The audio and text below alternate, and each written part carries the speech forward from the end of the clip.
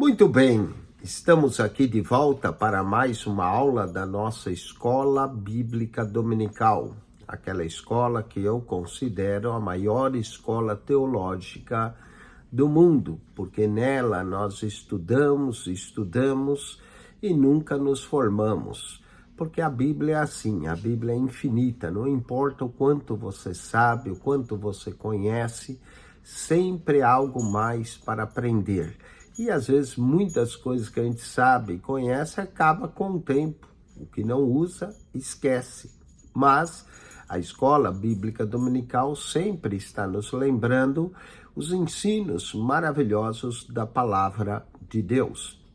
Hoje nós vamos abordar na lição de número 5 que Jesus é Deus. Nós estamos nesse trimestre com a revista da CPAD estudando a defesa da fé cristã, que é uma prevenção contra antigas heresias que surgem com roupas novas. Falemos então nessa lição de número 5 da divindade de Jesus. Jesus é Deus. Muitas seitas heréticas acabam negando essa verdade profunda da divindade de nosso Senhor e Salvador Jesus. A confissão que nós temos de Tomé, que ele, quando Jesus chegou, inclusive a figura da nossa revista aí é Jesus com as mãos e as marcas na sua mão, não é? Quando Jesus apresenta, foi o que Tomé disse: Senhor meu e Deus meu. Mas vamos lá, o texto áureo da nossa lição se encontra no Evangelho de João, capítulo 1, verso 1. E essa é uma das provas também da divindade de Jesus. O Evangelho de João é o evangelho que nos apresenta o Cristo divino. Olha só o primeiro verso. No princípio era o Verbo, e o Verbo estava com Deus, e o Verbo era Deus. Que versículo maravilhoso que apresenta o Verbo que vai se fazer carne e habitar entre nós. Esse Verbo é o próprio Cristo e fala que ele é Deus. Fala que ele é o Criador, né? Diz que ele estava no princípio com Deus e todas as coisas foram feitas por ele e sem ele nada do que foi feito se fez. Vamos à verdade prática desse verso. A divindade de Jesus está muito clara e direta na Bíblia, além de ser revelado o seu ministério terreno, na manifestação dos seus atributos e obras divinas. Vamos então à leitura bíblica em classe. Nós vamos ler João, capítulo 1, verso 1 ao 4. Depois leremos do verso 9 ao 14. Vamos ler então. No princípio era o Verbo, e o Verbo estava com Deus, e o Verbo era Deus. Ele estava no princípio com Deus. Todas as coisas foram feitas por ele, e sem ele, nada do que foi feito se fez. Nele estava a vida, e a vida era a luz dos homens. Verso 9. Ali estava a luz verdadeira, que alumia a todo homem que vem ao mundo. Estava no mundo, e o mundo foi feito por ele, e o mundo não o conheceu. Veio para o que era seu, e os seus não o receberam.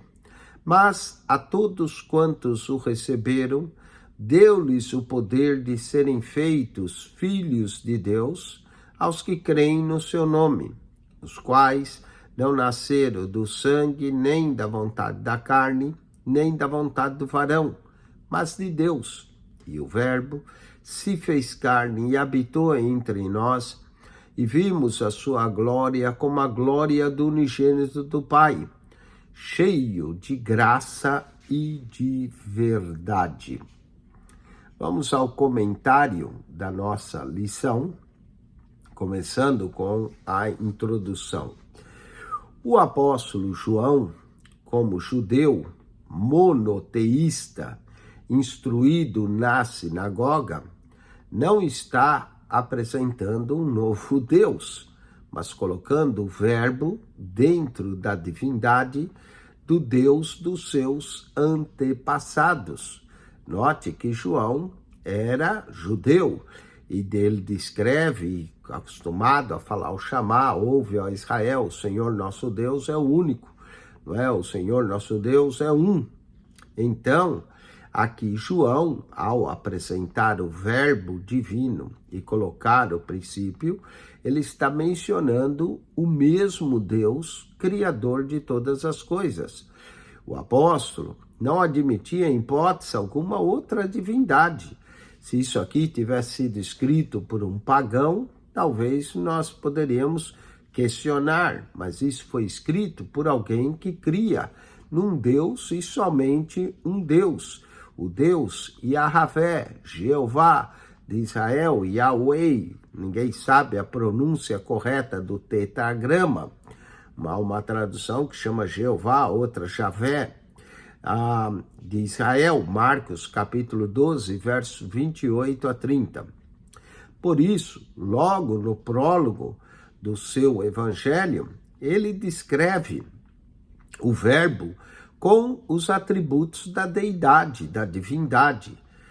Não é só um jogo de palavras aqui, no princípio era o verbo estava com Deus, o verbo era Deus. Aqui há sim um paralelismo, mas esse paralelismo vai se desenvolvendo, mostrando que esse verbo é o verbo divino. Esse verbo é o mesmo verbo pelo qual todas as coisas foram criadas. No grego é logos, aqueles que mais se destacam do relato do começo ao fim. A palavra-chave aqui dessa lição é Emanuel, que é Deus conosco. A expressão do Emanuel vem do livro do profeta Isaías. Por que nós vamos tocar nessa lição? Porque a maioria das seitas negam a divindade de Jesus. Mas vamos lá, primeiro a doutrina bíblica da divindade de Jesus. Jesus é Deus. O Novo Testamento é direto quanto à natureza divina de Jesus. E o verbo era Deus, era e é Deus. João capítulo 1, verso 1. Ao também Tomé, após a ressurreição, quando Cristo se aparece, o que Tomé disse em João 20, verso 28? Senhor meu e Deus meu. Mesmo existindo também na forma de Deus, ele não considerou ser igual a Deus. Aquilo que deveria ser retido a qualquer custo, Filipenses 2:6, para o conhecimento também do mistério de Deus, que é Cristo, Colossenses 2:2, e a manifestação da glória do nosso grande Deus e Salvador, Jesus Cristo, Tito 2, verso 13. Todas as referências vêm da Nova Almeida atualizada. Aos que conosco obtiveram fé, igualmente preciosa na justiça de nosso Deus e Salvador, Jesus Cristo, 2 Pedro 1:1. E nós estamos naquele que é verdadeiro, em seu Filho Jesus. Este é o verdadeiro Deus e a vida eterna. 1 João 5, verso 20. Esses versos que nós citamos, todos eles revelam a divindade de Jesus, o Salvador, e muitos outros, como Romanos 9:5, também revela a divindade de Jesus. Em todos esses nós podemos encontrar o Cristo divino. Falemos ainda de seus atributos. Os atributos são perfeições próprias da essência de Deus. Então nós chamamos a isso, essas perfeições próprias, de atributos. Existem os atributos absolutos, que são também chamados de incomunicáveis, que pertencem somente a Deus, e neles não são comunicáveis a nós, porque são exclusivos da divindade. Quais são esses atributos incomunicáveis? Por exemplo, onipotência. Onipotência é um atributo incomunicável de Deus, ele é o Todo-Poderoso. Eternidade, como entender essa eternidade, que Deus não tem princípio nem fim, não é? Onisciência e onipresença, esses atributos, e podemos incluir onibenevolência também aí, esses atributos de Deus são atributos incomunicáveis. A onipotência significa que Deus tem todo o poder. Ele é o Todo-Poderoso. E aonde diz que Jesus também é onipotente? Logo após a ressurreição, Mateus 28, 18, Jesus diz: toda autoridade, ou noutra tradução, todo poder é-me dado nos céus e na terra. Portanto, ele é o Deus onipotente, que tem toda autoridade, todo poder. Vamos também ver mais outros versos, como Efésios capítulo 1, versículo de número 21. Efésios 1, 21 é outro verso que nós vamos encontrar a autoridade, aqui é o poder de Cristo. Olha só, Efésios 1, 21 diz assim: acima de todo principado e poder e potestade e domínio, e de todo nome que se nomeia não só nesse século, mas também no vindouro. Aí o Cristo, que se manifestou, conforme no verso 20, ressuscitando dos mortos à direita de Deus, ele está acima de todo principado e poder. Apocalipse, também capítulo 1, verso 8. Apocalipse é o livro da revelação de Jesus Cristo. E no 1:8 diz: eu sou o alfa e o ômega, o princípio e o fim, diz o Senhor, o que era, o que é, o que há de vir, o Todo-Poderoso. O Todo-Poderoso. Portanto, Jesus possui atributos da onipotência. Ele também é eterno. Isaías 9, verso 6, diz que um filho se nos deu, o principado, um menino nos nasceu, um filho se nos deu, o principado está sobre seus ombros, seu nome será maravilhoso, conselheiro, Deus forte, Pai da eternidade. Pai da eternidade. Interessante, por que ele é Pai da eternidade? Porque há duas eternidades na Bíblia. Uma é a eternidade de Deus, onde Deus não tem princípio. E a outra eternidade é a que ele criou para nós vivermos nela, que por isso ele gerou uma outra eternidade. Nós tivemos princípio, mas agora temos a vida eterna em Cristo Jesus. Isaías 9:6, Pai da eternidade. Então ele criou uma eternidade para nós.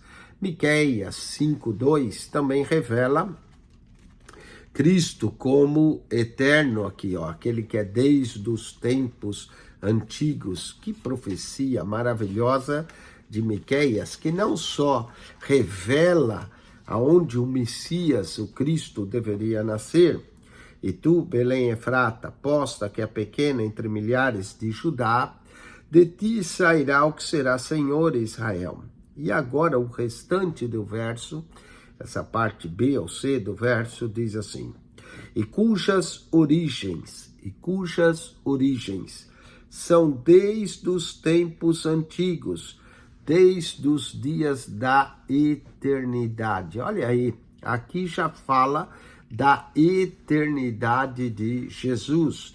Hebreus capítulo 13, verso 8, diz que ele é o mesmo ontem, hoje e eternamente. Então, Cristo é o Cristo eterno. E diz, no princípio, era o verbo, o Logos, João 1:1. indica que ele já estava no princípio da criação de todas as coisas. Esse princípio de João 1:1 é anterior àquele princípio de Gênesis. Em Gênesis 1:1, nós temos o princípio da criação dos céus e da terra. Mas no princípio de João 1 é o princípio eterno, aonde o Verbo estava com Deus, o Verbo era Deus, e ele estava no princípio com Deus, e todas as coisas foram feitas por ele. Então, quando todas as coisas foram feitas por ele, João 1:3, o João capítulo 1, verso 3, corresponde a Gênesis 1:1. Então, ele é o criador de todas as coisas. Então, quando menciona no princípio, esse princípio de João 1 é antes da criação, quando só estava o Pai, o Filho e o Espírito, logo no princípio de tudo. Gênesis 1:1 corresponde a João 1:3. Falemos também da onipresença. É claro, quando Cristo estava na Terra, ele estava limitado, porque assumiu a forma humana. Mas a onipresença é o poder de estar em todos os lugares ao mesmo tempo. Como é que Jesus é onipresente? Jesus promete que quando 2 ou 3 se reúnem no seu nome, ele vai lá estar. Jesus também diz em João 28, verso 20, eis que eu estou convosco todos os dias até a consumação dos séculos. Ele também apareceu logo aos dois ao caminho de Emaús, e quando os dois retornaram, Jesus já apresentou-se em Jerusalém. Então, ele é onipresente. A onisciência também, falando desse atributo, é o conhecimento perfeito, absoluto de Deus possui, de todas as coisas, de todos os eventos, de todas as circunstâncias, por toda a eternidade passada, futura e presente. Jesus possui esse mesmo atributo, e há vários versos que nós podemos ler para mostrar o conhecimento de Jesus. Vamos ler Mateus, capítulo de número 17, versículo de número 27. Mateus 17, verso 27. Olha aí esse verso. E diz, sim, Senhor, mas também, Mateus 17, versículo 27.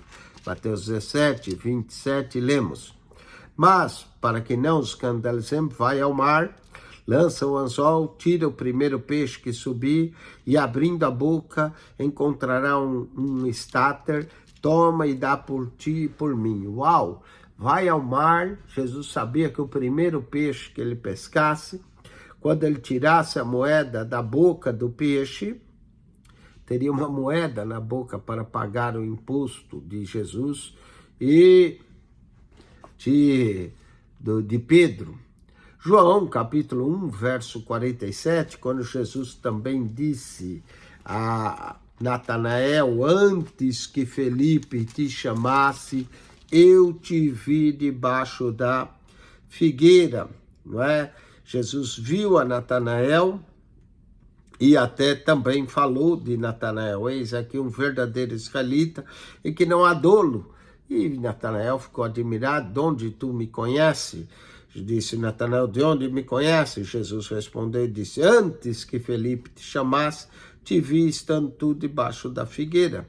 Pastor Jesus falar isso para Natanael reconhecê-lo. Natanael respondeu e disse, Rabi, tu és o Filho de Deus, tu és o Rei de Israel. João, capítulo 2, esse é um dos versos prediletos meu. Mas o mesmo Jesus não confiava neles, porque a todos conhecia, e não necessitava que alguém testificasse do homem, porque ele bem sabia o que havia no homem. Que conhecimento maravilhoso. Também quando falou a mulher samaritana, vai, chama o teu marido. Ela disse, eu não tenho marido. Ele falou, isso você dissesse com verdade, porque já tivesse 5, e o que agora tens não é teu marido. Conhecimento de Jesus maravilhoso. Bom, na sinopse, tópico 1, a Bíblia demonstra claramente a natureza divina de Jesus, os atributos como onipotência, onipresença, onisciência, que Cristo possui, mesmo na forma humana limitada. Ele não podia estar em todos os lugares ao mesmo tempo, mas agora Cristo está já ressuscitado, glorificado, sua onipresença. Cada culto, cada estudo bíblico, cada momento que nos reunimos, Cristo está presente no mundo inteiro, em diferentes lugares, em diferentes cultos. Vamos agora ao segundo ponto da nossa lição, tratando as heresias que negam a divindade de Jesus. A heresia primária chama-se arianismo, devido ao bispo Ário, que disputava com o seu bispo Alexandre, e o arianismo foi tratado no concílio de Niceia. Ário foi o primeiro que negou a divindade de Jesus. Também não foi os primeiros a negarem. Houve antes de Ário os ebionistas, que também negavam a divindade, seguidos pelos monarquianistas dinâmicos. Mas a heresia principal que abalou e fundamentou a igreja foi o arianismo. Veio de Ário, o expoente dessa doutrina, em Alexandria a partir do ano 318. O que Ário fazia? Ele negava a divindade de Cristo e o considerava como um Deus, mas de segunda categoria. Ário rejeitava a eternidade do Verbo divino, embora defendesse a sua existência antes da encarnação, e ele recusava que ele fosse eterno com o Pai, insistindo na tese que o Verbo foi criado como a primeira criatura de Deus. A palavra de ordem arianista era: houve tempo em que o Verbo não existia. O verbo logos, a fala, a palavra, quer dizer que esse tempo aí Deus era mudo, o verbo não existia. Vamos às suas explicações. Ário e seus seguidores pinçavam as escrituras aqui e acolá em busca de algumas passagens para dar sustentação das suas crenças. E esse é o problema das heresias, pegar versos isolados. Há uma frase bem famosa que texto sem contexto é pretexto para heresia. Vou repetir, texto sem contexto vira pretexto para heresia. Isso aí as seitas gostam de fazer, e nós podemos citar umas seitas modernas que fazem isso, como as Testemunhas de Jeová, e outras, que gostam de usar versos isolados fora do seu contexto, que era o que os seguidores de Ário faziam. Picava aqui e acolá na escritura em busca de passagens bíblicas para dar sustentação às suas crenças. Segue algumas delas, as mais emblemáticas. Vamos lá.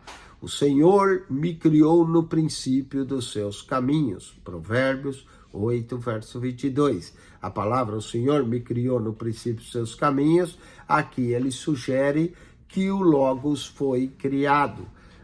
Qual é a imagem do Deus invisível e o primogênito de toda a criação? Colossenses 1,15.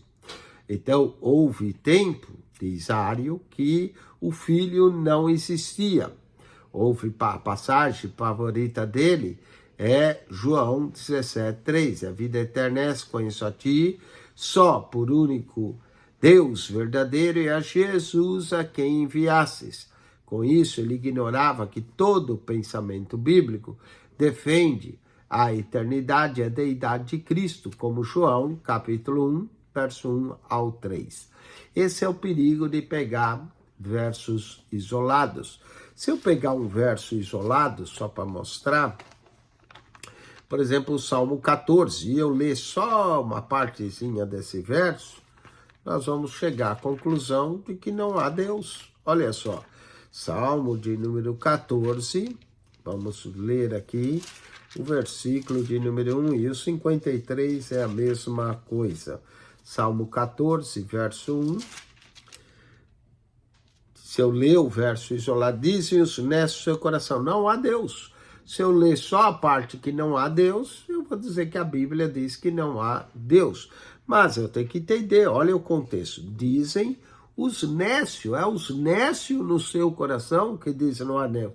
O tolo, o insensato, isso é o nécio, que diz que não há Deus. Mas se eu pegar o verso isolado, eu vou dizer não há Deus, não é? Não há Deus. Está escrito aqui, não há Deus. Então, eu vou dizer que não há Deus. Mas é o nécio que diz no seu coração. É o problema de ler a Bíblia isoladamente, ler por partes. Vamos, como solucionar a controvérsia? A tradução criou de Provérbios 8, 22, da Septuaginta, é opcional, pois o verbo hebraico nessa passagem é canã, obter, adquirir, criar. Mas o sentido de criar para trazer à existência algo do nada é o verbo bará, como em Gênesis 1:1. Então, se o filho não existia, ele tinha que ser criado, não é? E aí teria que usar o verbo bará aqui. O texto de Colossenses 1:15 diz que Jesus é o primogênito de toda a criação, mas não o primogênito de Deus. A palavra prototokos, primogênito, primeiro, chefe, foi usado pelos escritores sagrados com sentido de importância, prioridade, posição, primazia, preeminência, de acordo com Colossenses 1:15-18. Isso quer dizer que é Cristo antes de todas as coisas. Jesus encarnado tem a primazia na criação. Ele é a imagem do Deus invisível, porque é Deus. Conhecer a Deus é o mesmo conhecer a Cristo, em virtude da unidade da natureza que existe entre o Pai e o Filho. Eu e o Pai somos um. O problema de ler a Bíblia isoladamente, ou de querer fazer uma doutrina em apenas alguns versos, em vez de nós olharmos todo o contexto da Bíblia. Vamos a sinopse top 3. 2. Ário negava a divindade de Cristo e o considerava como um Deus segunda categoria, um Deus menor. As testemunhas de Jeová fazem a mesma coisa. Vamos às implicações do arianismo na atualidade. Vamos mostrar isso. Na tradução das escrituras do Novo Mundo das Testemunhas de Jeová, a exemplo do arianismo, esse movimento religioso usa a Bíblia fora do contexto e criou uma própria versão exclusiva denominada Tradução do Novo Mundo. Trata-se de aqui uma versão tendenciosa da Bíblia para justificar o que eles creem. Vejamos alguns exemplos dessas falsificações. Ele escreve, no princípio era a palavra, e a palavra estava com Deus, e a palavra era um Deus. João 1:1. E eles colocam esse Deus com D minúsculo, visto que o texto correto e a palavra era Deus. Não tem o artigo aí, um Deus. Era Deus, esse é o texto grego, e o verbo era Deus. Os textos sagrados declaram que grande Deus e o nosso Senhor Jesus Cristo, Tito 2:13, nosso Deus e Salvador Jesus Cristo, 2 Pedro 1:1.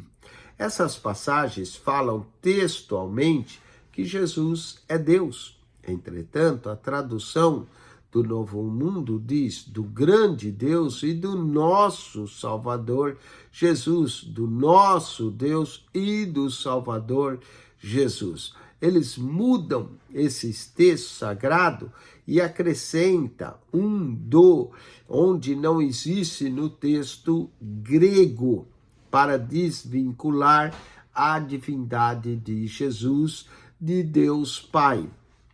Falemos ainda dos movimentos orientais. Nenhum deles também reconhece a divindade de Jesus. E para os panteístas, monistas, não existe trindade e nem Jesus. O movimento Hare Krishna, por exemplo, nega a divindade de Jesus e nem acredita que ele seja o Salvador, pois vê o Senhor Jesus como um mero guia espiritual e uma das inúmeras encarnações de Krishna. Outros grupos, o Jesus do Alcorão, para os muçulmanos, ele é um mero profeta, um mensageiro. Ele não é reconhecido como Deus, nem como filho de Deus. O muçulmano diz que Deus não tem filhos. Então, Jesus não é filho de Deus, nem como Salvador, nem morreu e ressuscitou. O Alcorão nega até a morte e ressurreição. Diz que Deus enviou um anjo para livrar o seu profeta e, portanto, que os discípulos chamam de ressurreição. Jesus, na verdade, para eles não ressuscitou. Há outras também religiões reencarnacionistas que recusam a deidade absoluta de Jesus e sua ressurreição dentre os mortos. Eles não reconhecem a singularidade desse ato. O Jesus deles não passa de um médio para os reencarnistas. Até há um evangelho escrito, o Evangelho segundo Allan Kardec, onde Jesus é um médio. E Jesus, no Espiritismo, é chamado de o Emanuel. Também, conforme os evangélicos declaram, mas o Emanuel para eles é o médio, que serve para trazer mensagens do além para nós e para os reencarnistas, não é? Que são os espíritas, que acreditam que a pessoa morre, reencarna, enfim. Eles também negam isso. A teosofia também mostra Jesus como um grande mestre, mas não como o salvador da humanidade, pois a teosofia também abraça outras correntes filosóficas e não apenas a Bíblia. Mas nós vemos que Jesus é muito mais do que tudo isso que eles falam. Jesus é de fato divino, Jesus é quem há de julgar os vivos e os mortos, Jesus é o nosso sumo sacerdote, que está sentado à destra de Deus Pai e vive para interceder por nós. Jesus é o Deus em forma humana. Romanos capítulo 9, verso 5, eu tinha mencionado, agora eu vou ler.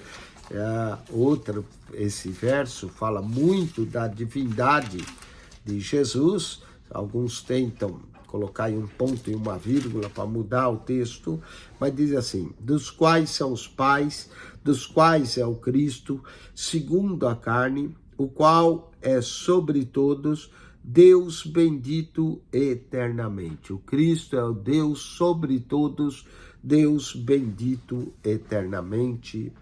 Amém.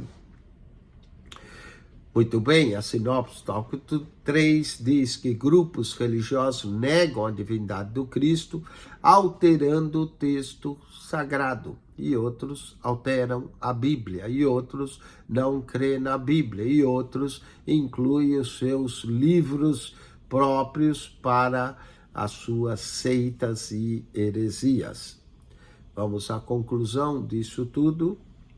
Diante do exposto aqui, a conclusão bíblica é que somente Deus pode salvar. Somente Ele é o Salvador. Isaías 45, verso 21. Vamos ler Isaías. E aqui é o Jeová do Antigo Testamento, não é? Como os testemunhos de Jeová dizem, que somente Deus é o Salvador. Ora, se somente Deus é o Salvador e Jesus é o Salvador, nós estamos falando da mesma pessoa. Vamos lá, Isaías capítulo 45 do profeta Isaías. E o verso que nós vamos ver é o verso 21, que diz assim: anunciai e chegai-vos e tomai conselho todos juntos, quem fez ouvir isso desde a antiguidade, Quem desde então anunciou, porventura não sou eu, o Senhor? E não há outro Deus, senão eu, Deus justo e Salvador, não há fora de mim. Ok, Deus justo, Deus Salvador. Se Jesus é o Salvador, então ele é esse Deus aí que salva. Se Jesus não é Deus, logo ele também não pode ser o Salvador. Então, negar a divindade de Jesus é negar o Salvador e negar a salvação. Esse é a grande dificuldade das pessoas que negam Jesus como Salvador, como Deus. Vamos abrir as perguntas para reforçar aquilo que aprendemos. Primeiro, como a Bíblia revela Jesus como verdadeiro Deus? Bom, podemos citar vários versos, mas aqui vamos citar 1 João 5,20. E nós estamos naquele que é o verdadeiro em seu Filho Jesus Cristo. Esse é o verdadeiro Deus e a vida eterna. Essa tradução é a Nova Almeida atualizada. Eu vou ler também na Almeida Revista e Corrigida esse verso, que muita gente tem a Almeida Revista e Corrigida, diz 1 João 5,20. E sabemos que já o Filho de Deus é vindo, e nos deu o entendimento para conhecermos o que é verdadeiro. E no que é verdadeiro estamos, isto é, em seu Filho Jesus Cristo. Seu Filho Jesus Cristo, este é o verdadeiro Deus e a vida eterna. João afirma que este é o verdadeiro Deus e a vida eterna. Vamos à segunda pergunta. Quais os primeiros grupos religiosos da história a negar a divindade de Jesus? Aqui nós temos os ebionistas, que já apareceram no primeiro século, os monarquianistas dinâmicos. Se você quer saber mais, pode fazer um Google, procure sobre os monarquianistas dinâmicos e também os arianistas que ressurgiu aí em outras religiões, como as TJs, não é? Vamos ao terceiro. Cite 3 passagens bíblicas adulteradas na tradução do Novo Mundo. Vamos lá, as passagens bíblicas que foram adulteradas, não é só 3, não, há muito mais. Mas vamos lá, João, capítulo 1, verso 1, Tito, capítulo 2, verso 13, e 2 Pedro 1:1. Eu também posso citar Gênesis, capítulo 1, verso 2, onde ele chama o Espírito de Deus de força ativa para defender aquilo que eles creem. Quarto, cite 3 grupos religiosos da atualidade que negam a divindade de Jesus. As Testemunhas de Jeová, já falamos, Hare Krishna, os muçulmanos, todos esses negam a divindade de Jesus. Quinto, qual o ponto mais crucial do arianismo? O ponto crucial é negar a divindade de Cristo e acaba com isso negando a salvação. Isaías 45:21, só o Senhor é o Salvador. Então, se só de Jeová é o Salvador e Jesus não é Jeová, então ele não pode salvar ninguém. De acordo com o arianismo, nós sabemos que Jesus é o Salvador. O anjo disse, ele salvará o seu povo dos seus pecados. Mateus 1, verso 21. E Jesus é chamado de Salvador em quase todo o Novo Testamento. Muito bem, espero que você tenha aproveitado essa lição e esse comentário. Próximo domingo será essa lição de número 5 da revista da CPAD. Acione o nosso canal no YouTube, PR Eugênio Piacentini, o canal da Bíblia. Aqui nesse canal nós comentamos a revista da CPAD. Nós comentamos também a revista da Betel, da Betel, que estamos estudando nesse trimestre o movimento pentecostal. Você que é crente pentecostal, quer aprender sobre o movimento pentecostal. Nós também comentamos a revista CADB, que estamos estudando o profeta Isaías. Isaías, aqui mencionamos o profeta Isaías. Isaías é o profeta messiânico, príncipe dos profetas, para muitos considerado o quinto evangelho. Isaías é o livro mais citado, é o livro profético mais citado no Novo Testamento, Isaías. E estamos estudando também a revista da Central Gospel, a revista Central Gospel. Estamos falando tipologia bíblica. Nessa revista estamos explicando o que significa o castiçal, qual é a tipologia do castiçal, a tipologia do tabernáculo. Entre lá, aprende sobre tipologia bíblica. Você vai aprender que todas as figuras, pessoas, instituições do Antigo Testamento apontam para Cristo. E também estamos com a revista da Conamideb, que é a revista da Igreja Assembleia de Deus Cristo para Todos. A Igreja da Assembleia de Deus Cristo para Todos, estamos estudando a identidade da nova criatura, a nossa identidade em Cristo. Tem muito crente que não sabe a sua identidade, quem você é filho de Deus, o que significa ser filho de Deus, você é nova criatura, o que significa ser uma nova criatura. Entre lá, tem já as lições 1, 2, 3 e 4, nós vamos estudar a 5, que fala do pecado, da justificação e da santificação.